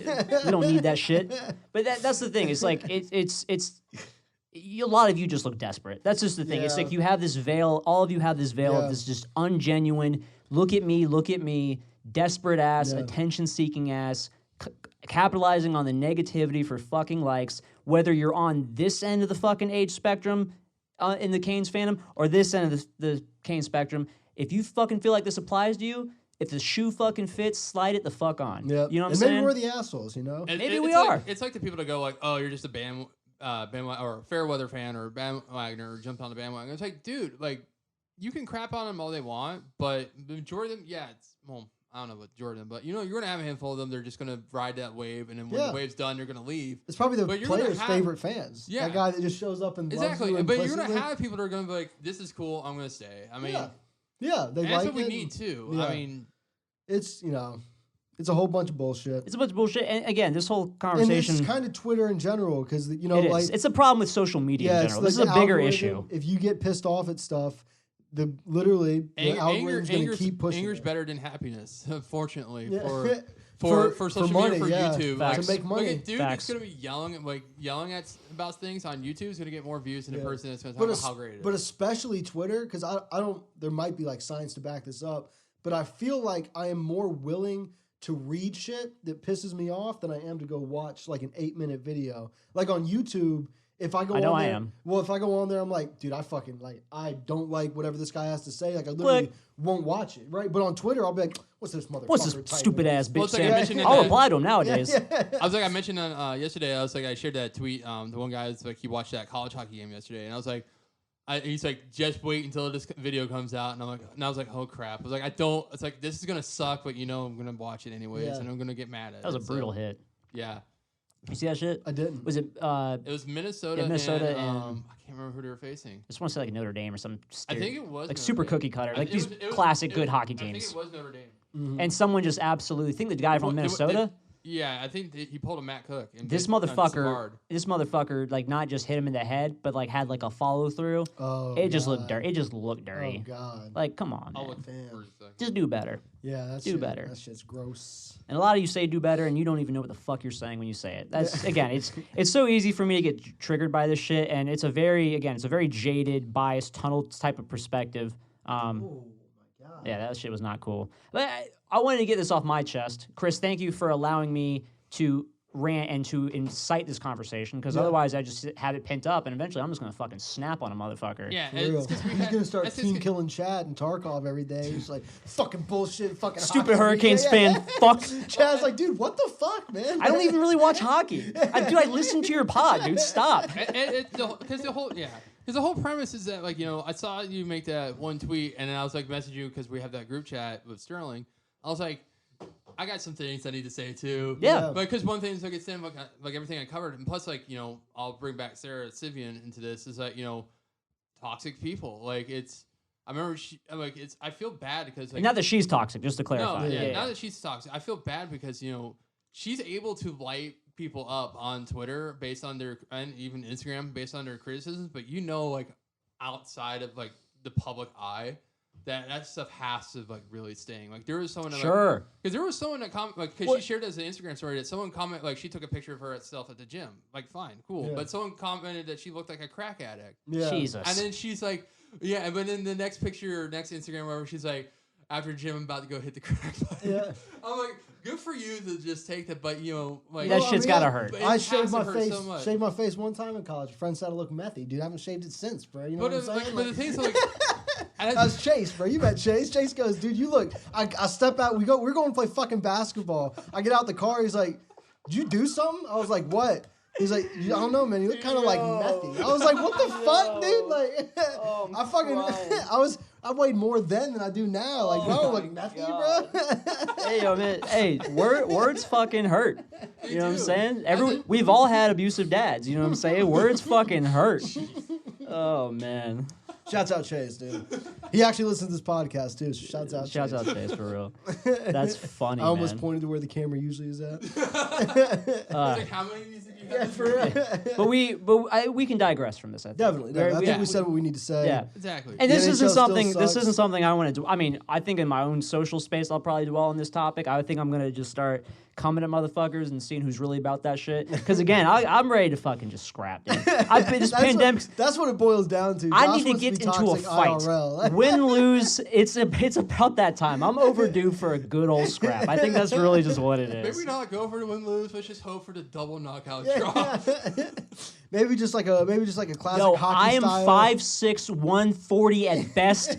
I am easy work. Come get these hands. I have a good face that says advertisement. "punch me." I have a very punchable face. I'm ready for it. Speaking of punchable faces, Yeah. and Chase actually, because he texted me about Let's go. this. know- Marshawn Oh, yeah. and Zabinajad. He actually sent me this video and stuff. He's like, I better hear y'all talk about this. So we're gonna talk about it, Chase. But the classic, someone wants to be the last one off the ice. Would they wait that crap so 4 or much. 5 minutes? Oh, I love it. See, I love that shit. Dude, I I love love it. it. I love the commitment It's of being it's like. it's competitive. Just that's sports right there. Yeah, That's it's- pure sports But right I just there. love that, like, both of them know it's kind of ridiculous, but it's just like, well, now that now that they both stop at the door and they're like, well, I'm not getting off, you can't then, you can't back down at that point. Yeah. You know what I'm saying? Like, you have to be like, dude, Cameras are on you. Rock, paper, scissors, be forced to leave, as Marchand was. He was very upset about it. Zabinajad. You shoot win. him. Bye-bye. Which I'm Come on. surprised that Marchand probably did, like, he wasn't like a too poor sport about it. Well, Yeah. who was it? It might have even been the Shelfie Sagan thing where like one of them lost the rock paper They did it scissors. multiple times throughout the Sagan year. left and ran And back came on. back. He was like, they "Oh, he's both gone? left, ran back on, I'ma do skated a quick lap, little lap, dude. I and then got love it. back on. I love love it. that shit. Just because because it doesn't matter, and it's just It's so a competition funny. within the Yeah, competition. but But getting into personalities, that's that like little bit of personality that the game I feel like is kind of missing. Where it's just like, with basketball, you were seeing KD and who was that guy? It was Russell Westbrook and KD, right? They would always do the handshake and a little dance thing. Yeah. When they play together, like Yeah. all those little bits of fucking. Where you just- could only follow the team socials to get that stuff. exactly that. Or LeBron doing the whole thing. That LeBron doing the whole thing, or with goalies, is it Hellebuck that sits on the bench before the game and is A just lot of them do that. A lot of just, players like, do that. looking- Not even just That's just goalies. me They'll playing sit on the Tarkov, bench bro. and I'm just look around, like, visualizing. yeah, or Holtby's big on that the too. Boston guy. It was Krug and Pasta, right? That would do the little like spin thing Oh, and yeah, stretch yeah, more, yeah. like all that shit. I like it all because all that The little Mrs. Sveshnikov. yeah, all that little bits of personality, the behind the scenes shit that just it makes you love the players. And it's just coming that out more much now. Yeah, It is. And I think it should. And I like that too because if you look back, even when Ovechkin did the hot hand stick or even just his celebrations, This is disgusting. Yeah, you get so many people, like older people. I mean, getting all mad. It's like it's not supposed to be like that. It's not. It's like it's not supposed to be fun. It's And like, see, are you but kidding me? to Or that- even, like where we get the bunch of jerks, like us doing this or us, the Hurricanes doing the celebration on the ice. I was like, this is fun. Like sports are supposed to be fun. They're like, or at least we're transitioning to where sports are made to be fun because it used to be. Sports was made at least for football and hockey is to go smash heads in. And Yeah. like it's not. It's supposed to be fun. It's not supposed to be how hard or how long can that player not play yeah. for the next. It's like Exactly. the same announcer that were like that Ovechkin thing's disgusting, or the same guys watching Scott Stevens just take elbows to people's temples when they weren't take out looking, Eric Lindros. going like you gotta. That's hockey. You gotta do that, and it's like, well, do you? There's a though? line. Yeah, like do you though? But that same vein, and this is my chef's kiss of it all, is that the people who get upset about the fucking quote unquote boomer mentality, bitching about Ovechkin and the hot stick sort of thing, are the same motherfuckers that are going to turn around and get upset with smaller social media presences for the little meme shit they try to do Yeah. Yeah. when they're just doing the same harmless shit. But because of the fucking time they've put in, they think they got some fucking elitist, authoritarian fucking shit over that. And it's just so bass backwards. Well, Yeah. it's always one. It's in a sense one generation takes over the other. Yeah, go fuck That's yourselves. it. Yeah. It's a loud ass snore. Ralphie just comes in with the snore. Ralphie, he's giving us the vibes. Yo, of this hey, with that podcast. boring dog, for real? Okay, I feel you. We'll move on then. But kind of sticking with league stuff, dude. They finally mandated rapid testing Finally. only on game days, only on the game days.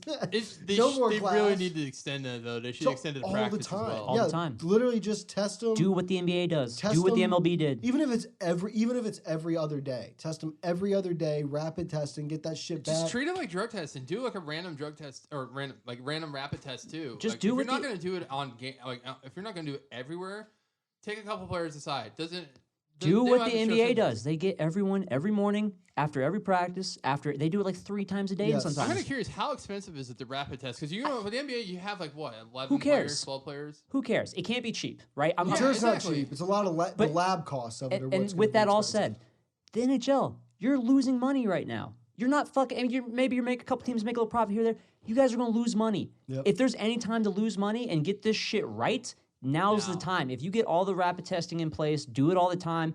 Lose a little bit of fucking cash. Do you have any idea how fucking good you look by trying your hardest to prevent this shit? And you put the better product out on the ice. Exactly. And viewership numbers are up, and I'm sure that helps your You're product. not It going to have will- a it will situation pay like was back. in New Jersey. Yeah, where they're missing like a week. Florida, 2 weeks. Yeah, like Dallas. half their squad was. Hurricanes. It's happened to like a third of the league now. Yeah. It's so disheartening because it's so bigger than the fucking sport itself, the game that we're talking about. Yeah. And it just sucks. It just does sucks. suck. And that's the thing, That sucks. because the NHL prided itself during the playoffs, the whole thing, the bubble thing. It was like, oh, like this week we had no testing, no positives. This week we had no positives. This week we Yeah. had no They positives. did a good job with that. Yeah, and now it's like, oh, the teams. Honestly, it would have been great maybe if the NHL modified their schedule a little bit and did like mini bubbles where they had like 4 teams in one area for a certain amount Hindsight's of time and 2020. do that, and then just move on to the next bubble and to the next Yep. bubble and to the next bubble. Yeah. I mean, in that Maybe sense, do like a 2 week on, 1 week off sort of thing. You got Exactly. 2 weeks hard bubble time, a week off. Go live at home. You're gonna have to be safe about it still. Or 2 weeks on, obviously. 2 weeks off. I Something mean, like just that. alternate the bubbles so there's Yeah. always hockey. 14 straight days of games, boys. Let's get it going. well, we usually play 82. We had to start in January, so we'll just maximize the games And within that's that calendar time. We Like need to- fucking we need to idiots. And fix that's the 50 thing, it's games like, in before Once you February. get to a higher level, you play less because if you look at like travel players, like hockey, like even junior hockey teams, like the Carolina Junior Hurricanes and the Charlotte Rush, when they're 3 playing those games in like a row. when they're playing like those showcases, they're facing 4 teams in like 2 days. So Yeah. they're playing like 2 games a day. I mean, I remember playing in some tournaments when I was a kid. That sucked. Getting up Yeah. in the morning, playing one game, and then Back-to-backs having to and do shit. another one. Yeah. No, it's Shit, I terrible. fucking fake sick for Saturday morning games all the time. playing youth ice hockey. Fuck that. Give a fuck. Give a fuck. But Kind of some more. Good. Some more just like hockey world shit. And speaking of Dallas, did you see? So Mark Cuban came out. Yep. And said, and what happened with this is the Dallas Mavericks have not been playing the national anthem before Yeah. any of their games for a while now. And then I think Now here's a huge but. well, yeah, and the people, I guess a reporter noticed it and asked Mark Cuban about it. Was like, what's up with that? And he was like, oh yeah, no, we're just not doing that anymore. And so the Dallas Stars come out and they go, well, we are. Like they're on some well, yeah, hey, we're not him. I'll add something in between that. Mark Cuban said they're not doing it, and the NBA said you got to do it. Did they? Yes, Yeah, and they then did. everybody was commenting like that's a huge L for And the they- NBA. and they 'cause you hear all started- about- and then the Dallas Stars did that. And I think Oh, the okay. Mavericks even started doing it again. Did And- they? and- but because the- the NBA is like you got to play. But Cuban was quoted. He's like, "Look, we're going to do it because we've been asked to by the league. But I'm telling you, this is a thing that does not represent a lot of our players and a lot of the voices that watch this league. So just know that." And as a fan, and I respect gotta to say, that. that's I hate the national anthem. I Yeah. hate the national anthem part of the game. And it's not like you hate the national No, anthem. You just. I'll be honest. The most anxious I am at hockey games is while the national anthem is going on because I'm afraid the person singing it is going to completely screw up. screw it up, or it's like, dude, I'll get there. I feel that. I'm with the family and shit. Like maybe I have some food and a beer. It's like I sit down. I got the seats already aren't that big. I sit down. I got my shit. I got it all set up. I finally. I mean, you're built open like the it, Thing, so And I got fucking, you know what I'm saying? Got my little bit of sauce or whatever. And then it's Yeah. like the national anthem starts. I'm like, God damn it, dude! I got fucking. And I know, fucking- and that, honestly, and not writing on you, because people go like, "Oh, that sounds really selfish," but it is. other no, it's just and they do the same thing in Canada, because when I go visit folks up there, I go see some junior games, and they play the Canadian anthem before the games. Mm-hmm. But you have other places around the world where that's not a thing. Like in Europe, for regular soccer games, like Premier League or La Liga or whatever, there's no anthem play play before the games. If they do Champions League, where the teams from different countries meet up, they play the Champions League anthem, which is some song they've been using for years. That they stand there, but it's not like a national anthem. bro, that's what they need. They need an NHL theme song not written by Green Day. Yeah. And then it's just they blast that motherfucker. But the other thing too is if you look Who at would write it? The International Ice Hockey Federation. If you ever watch the World Tragically Juniors hip or if the Gord Downing was World still alive. Championships, they do it's the victor gets their anthem played at the end of the game. Which obviously that makes no sense here because Just play majority of Petey teams are- Pablo when the Canes win. Yeah. But it's every team should just have their own team song. So when the team wins, you Yeah. just start playing it. Yeah, I think it. I don't know. That would be too much fun. Yeah, it'd be way Exactly, too it'd be way much too much fun. But it is it obviously is a little bit selfish. And of it's a me. contentious issue, anyways, Yeah, because it's but it's always just it's tied in with patriotism and the military. And see, and again, it just goes back to it's for me at least. It's so easy to separate your appreciation for what the military does for us from a freedom standpoint from a fucking song that plays from a before song game. that really actually just straight up offends and makes a lot of motherfuckers who are all American very uncomfortable. So it's Yeah. just I don't know. It's just again, it's we don't need it. Because also it has the whole, the one nation. Well, I guess that's the Pledge of Allegiance. Never mind. I was thinking back to school, one nation under God. And it's well, I mean, there's a lot of people. I'm from not this Yeah, place. I'm not. I don't believe. This is not my I don't religion. believe in the Christian God, which is weird that it's in separation of churches. That's a whole other conversation. But Yeah. I Talking don't to the think. former social studies teacher, I'm like, move, go. But no, just another time. all of it. I'm just kind of if they don't play the national anthem, and they never used to show it on TV, and then it became an issue, and every TV station Well, it's was you even look people at- are going to tune in, put that shit on television. Well, it's you look at football. Football has two different codes. There's in terms of players being on the field for it. NFL, they're on the field. College football, they're not. Because I remember going to App State games. The band will come out and they start playing it. They play the Star Spangled Banner in front of the student section, but the players aren't on the field yet. They come in after all that. Yep. Yeah. They're in the field. They're in the locker room prepping and doing their little prayer before they go out. Here's an interesting look, especially to what you're saying about networks saying air this shit because people will tune in. A, that's mostly because you might give a fuck who's doing the motherfucker. And B, how about this example? Chicago Blackhawks anthem singer. That motherfucker does his thing, and for them and their fan base, Chicago, It's huge. It's huge. Chicago's shocked, but especially then. But fucking the whole thing with them is they cheer their asses off. They do. During it, so they totally go against the traditional way that the thing's even done. Or the Hurricanes scream red. You know what I'm saying? Facts. Like- Point being that it's something to rile up the fan base. Now, I'm not defending the anthem. My point is that you just need that sort of thing. Get a hype song, like you're saying. Don't Get a have to fucking- be the anthem. Get a It works for Chicago. For the Hurricanes, the Hurricanes have the fucking siren as the team comes out. which they've never timed correctly. I don't know if you guys have ever noticed. It's this. all hit or miss because Yeah, the they thing have is, the so, guy like, start, and how then, hard like, do you have to crank that thing to get it real. accurate? Because you see some people going this and it goes. Yeah, and you got Luke Kuechly who's damn And I near feel like fucking tearing the Do handle off the shit. do they have a sound for that? So if they see someone like struggling with it, they just go like Like, pump we're it gonna up, pump it up." override you with the noise. It's a My wrap thing- it up box sound. Well, my thing is fucking do it when the team walks out. Like that happens half the time. It's like the siren goes off and then it ends. Well, because they got to start playing the fucking Rocky like a hurricane. That's true. That's But what- I know. But just getting the hype song, I think is. but all it you has really hurricane need. in it. It's Yeah. the perfect song. Well, they had that one song, didn't they? What's the? I couldn't tell you. They've had a few. They've had a few, but A lot more written by local bands too. In respect to Yeah, that, that's what I'm like, there was I know what you're one- talking about. I know yeah. exactly what you're talking. I just I can't remember. the name of the band Yeah. or what the song was called, but I know what you're talking about for yeah. sure. But let's segue. We're done with hockey in general. The think so. the overall. Kind of moving into some other shit. You know what I'm saying? This has been a very long episode. I think. think It so. feels long. Feels long as shit. We fucking just smoke through this shit. Yeah. WandaVision. You watch WandaVision at all? I actually don't. That's okay. I'll be That's honest. fine. Like, no, I gotta be educated on stuff because I'm No, not a shit huge on it. like. Shit It's on cool. it. I'm not a Shit huge, on it. No, Just no. kidding. Like, I'm not a huge. He like, shit on Borderlands. You shit on WandaVision, dude.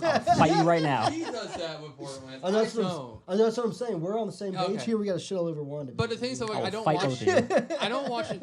WandaVision is what, a comic book based thing? Yeah. Okay, so I don't watch all those Nerd. things involving comic books. Yeah. So like, I don't really go see comic book movies. I don't watch series about comic books. Like, I remember a friend showing me Arrow, and then like I watched an episode, and I'm like, Right. okay, like, am I Yeah. supposed to be like, oh my god, this is great? And I'm like, and it seems, That's what Josh does. That's how he does it too. yeah, Megan, I was like, I this is just- great. yeah. I have my own little spiel about stuff. It's like a lot of things. So it's like, but then again, I don't watch a lot of TV. Sure. So. No. Well, we're gonna talk about it because it's a thing we do. And episode, I don't even know which episode it'd be. Maybe it was 7, 8. I'm not sure. It came out last night, fucking Friday, whatever. It's so good, man. They're doing such a good job of tying the end of Endgame and the whole MCU into this. Straight up X-Men shit is pretty much here in the MCU, Disney side of the things. Because to kind of bring it full circle, and I'll just go ahead and start. Spoiler, it's all around. So Spoiler. in the show. Works. In the show, Wanda has a couple kids. She has twins, Billy and Tommy.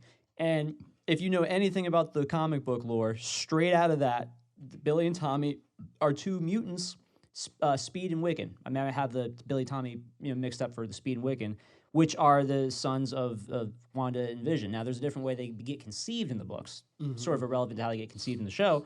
But It was immaculate conception. sex, Right? yeah. Your name is Mary. Is actually straight up on some Virgin Mary type shit in the show, but that's neither here nor there. Anyway, She probably has the power to just like create kids, right? that's literally what happened because that's the whole thing with the shows, and you've heard enough of us talk about this. Yeah. She's completely creating this reality to deal with her own grief by losing her brother, losing Vision to not natural, but to murder and death and shit. But what that's done, it's allowed them to enter the idea of mutants from the Fox license that is no more to enter the MCU, and they finally gave these kids their powers in this last episode. So you kind of knew that Billy and Tommy were going to be Speed and Wiccan, which Wiccan has Wanda's powers and Speed has her brother Pedro's powers, Speed. Which we also talked about. Evan Peters recast as Pedro from the fucking X-Men First Class shit. He's now in here, and also in this last episode, you're starting to kind of get an idea of like maybe this, like, cause she's creating this reality.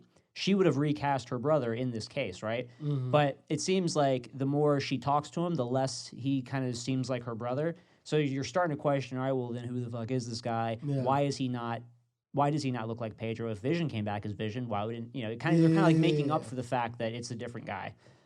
It's really, really deep stuff. She also ended up through Vision trying to leave the reality and basically almost killing himself because in the actual reality he's dead. The Infinity Stone doesn't exist because it was destroyed. Yeah.